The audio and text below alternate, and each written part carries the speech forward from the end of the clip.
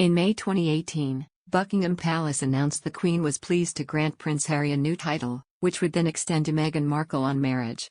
The announcement read, Prince Harry thus becomes His Royal Highness the Duke of Sussex, and Ms. Meghan Markle on marriage will become Her Royal Highness the Duchess of Sussex. However, when the Duke and Duchess of Sussex stepped back from royal family duties in January 2020, their disentanglement from the royal family included giving up certain titles that came with firm duties. They no longer go by the HRH titles, but have maintained their use of the Duke and Duchess of Sussex name.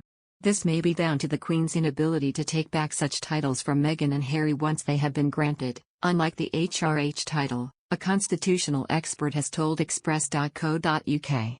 Dr. Bob Morris described how the Duke and Duchess of Sussex titles have a special condition, that is, they can't be removed unless there's an Act of Parliament.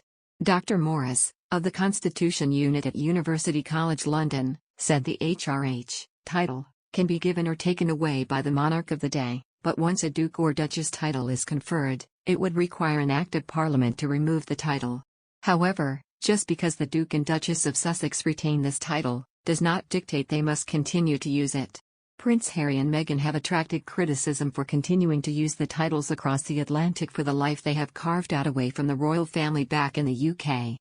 Royal expert Professor Cele Otnes told that by using the Sussex title outside the royal family, it becomes a meaningless gesture that confuses the public.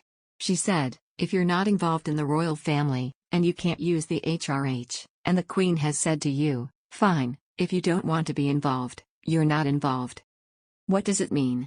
She added, they call John Wayne the Duke, that's what they called John Wayne. They called Elvis the King. It's a nickname you give yourself.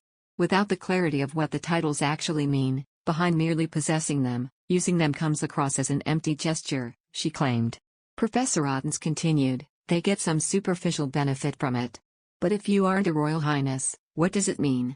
Dr. Morris added that possessing the title and choosing to use it were two separate issues, despite Prince Harry and Meghan being at liberty to retain and use their titles. Dr. Morris said of the Sussex branding, whether or not they use the title is another matter. However, he expressed skepticism that there is an overwhelming will to strip Meghan and Harry of their Duke and Duchess titles anytime soon. He added, at the moment, we have a situation where they're living abroad. Harry may well have established or be in the process of establishing domicile there, which leaves him out absolutely from acting as Counselor of State. They are at liberty to retain and use their titles until such time as they were moved by an Act of Parliament. And I don't see that happening.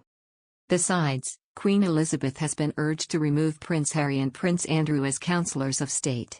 An article published in a British newspaper said Prince Andrew would by default take charge if Queen Elizabeth becomes suddenly ill during the absence of Prince Charles and Prince William, who are due to undertake foreign visits. The newspaper stressed the need to amend the 1937 Regency Act, urging the Queen to make Princess Anne stand-in monarch. Reacting to the article, royal biographer Angela Levin said, the royals and the courtiers mustn't be afraid of Harry's response. Millions will support the decision. Andrew I guess will feel hurt and unhappy, but it's the right thing to do.